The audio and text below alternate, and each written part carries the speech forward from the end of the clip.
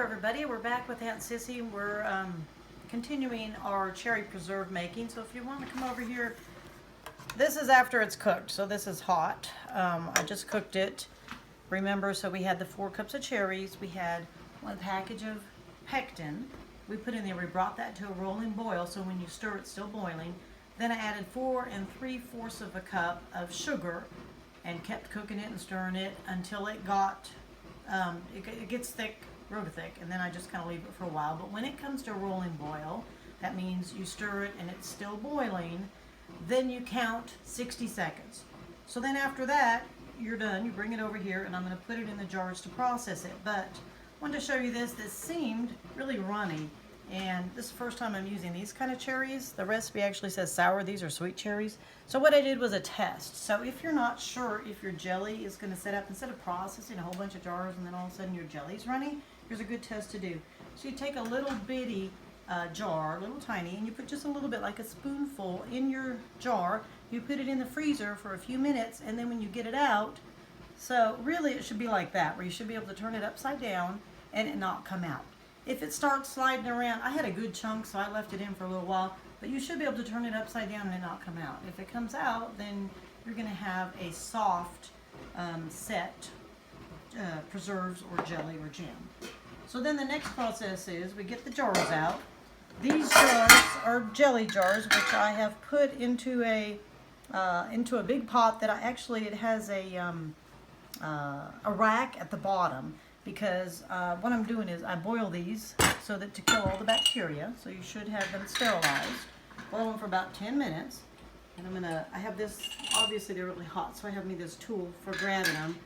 This is an old tool, it was my mother's, so I don't even know what you call it, but I guess I call it a grabber.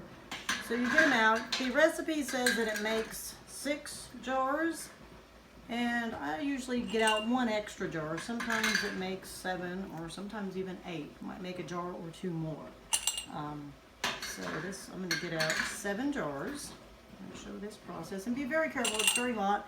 And again, when you are sterilizing your jars, make sure there's a little rack, or even I've put like a little, like a food, like when you're done doing baking, and a little round rack. This pot came with a rack, but to put at the bottom, just so your jars are not sitting on the bottom on the heat, because they can crack and break. So now that I have them out, I am going to take my my funnel, and I'm just going to get it really hot. So I haven't boiled it to sterilize it, but I make sure it's hot and clean. And so then I have my ladle, which I'm also going to get it really hot. I'm going to ladle it out. My lids, I put them in this little cool little rack there and put it down in there and got them all hot and sterilized. So now we're going to start with this, and we're going to just ladle it out into the jars. And you will get stuff all over the place. I usually do, but I try to put a spoon underneath, and you're going to fill it up until, I don't know if you can see down in here, but this, I'll show it here. This has a little line around it in the middle, and that's where you should fill it up to. So it's kind of halfway. It's about right there. And you can see, so when I take it out, it comes up to, see the bottom to this line here on yours. So it's a 1/2 inch clearance. So that's how to make a proper jelly.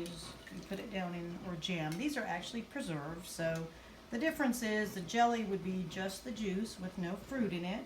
A jam would be mashed up fruit. Preserves are chunks of fruit. And typically with cherry, I don't even know if I've done jam or preserves before. I've done jelly because they're really hard to pit, and I'll usually just put it through a ricer and just have the juice come out. It's easier through a jelly bag. But in this case, Richard was kind enough to pit them and chop them into big chunks.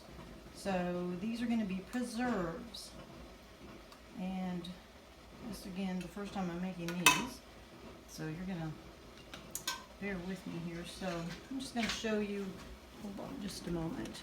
I don't like to have too much in a jar. I've actually entered I did do a state fair a few years back, and they really don't even taste yours. It just has to be done right with your instructions.